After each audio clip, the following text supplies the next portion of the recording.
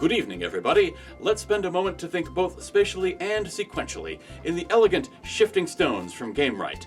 I'm Gordon from the Board Game Barrister. Let's get shifting.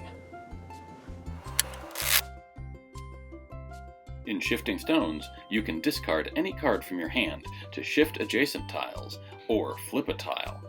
When you have a card that matches the tiles on the board, you can keep it for points. This is neat because your cards have two uses, and you'll get to decide which cards to use for points and which cards you'll discard to get those points. I find this combination of both spatial thinking to find the patterns and sequential thinking to work through the order of operations both elegant and rewarding. There's also a bit of luck, because sometimes you have cards that already match without needing to move them. That's Shifting Stones from Gamewright, an elegant, quick-to-play, quick-to-learn game where someone like me can put in a bunch of thought on how we're going to sequence our moves and envisioning what the board's going to look like, but it doesn't give us a huge advantage because that hint of luck keeps everyone in the game.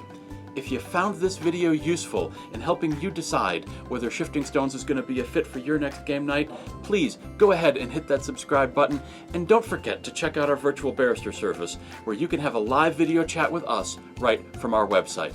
I'm Gordon from the Board Game Barrister, and we'll see you next time.